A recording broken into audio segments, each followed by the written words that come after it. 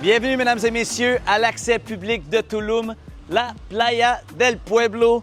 Donc, il y a eu une inauguration déjà depuis 2025.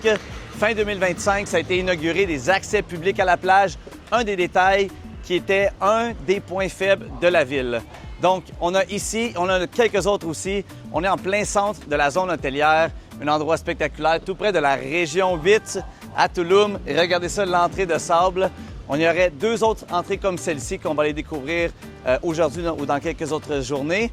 Et aussi, les beach clubs ont donné accès, une douzaine ou une quinzaine de beach clubs ont donné accès dans leur porte directement, sans payer de frais pour aller vers les plages. Donc, on va se diriger jusqu'à ici et vous allez voir vraiment l'amplitude de la plage, la belle eau qui est incroyable, une eau turquoise. L'aspect sauvage de Tulum, c'est ce qui fait la différence dans toute la rivière Amaya. On va découvrir ça ensemble.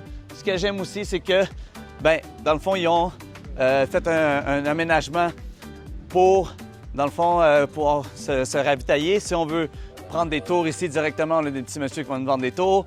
On a des stands à coconut. On a des stands aussi de location de chaises et de parasols. Bien sûr, vous avez le droit d'apporter votre parasol. Vous avez le droit d'apporter votre alcool avec des canettes, bien sûr, ou peu importe le type de breuvage. Pas trop de vitres disponibles. On va juste laisser passer les gens pour pas trop se presser. Buen pasar. Muchas gracias. Bonjour, merci, ça fait plaisir. Bonne journée à vous. OK, donc vous voyez déjà la mer au loin ici qui nous appelle.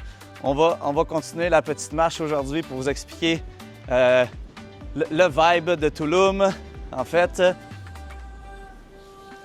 Donc, la ville de Tulum est encore un petit bébé, comme on dit. C'est une petite ville.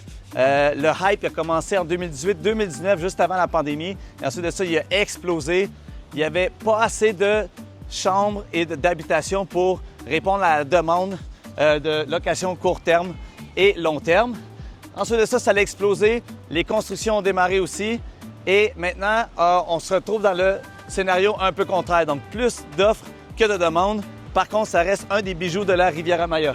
Autre point important aussi, vous pouvez louer un taxi avec deux applications, InDrive et l'autre, c'est Be quelque chose. C'est une autre application que vous pouvez utiliser pour venir à la zone hôtelière. Ça va être environ, on a vu des 50 pesos, 100 pesos pour venir. Aussi, stationnement avec votre automobile, c'est 100 pesos environ. On a vu des stationnements juste à côté de la plage ou des motos, ça va être 50 pesos. Mais il y a plein d'endroits de parking gratuit pour les motos et des parkings gratuits pour les autos. Il faut juste les trouver. Nous, on en a trouvé une. Donc, suis-moi maintenant à cette belle plage qui est la zone hôtelière.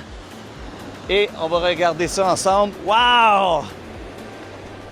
Suis-moi, regarde ça, la beauté de la mer. Et donc, vous voyez au loin, là, on a environ 2 km de plage. Tout ici, vous allez avoir la zone hôtelière, vous allez avoir des bons restaurants, des beach clubs, haut niveau, bas niveau, un peu de tout. Et de l'autre côté, vous voyez, ça, c'est une autre plage publique au coin. Il y a aussi la Roche, c'est une plage très connue aussi. Donc, voici pour la plage de la zone hôtelière, les entrées publiques à Tulum depuis 2025. Donc, le touriste suit son cours.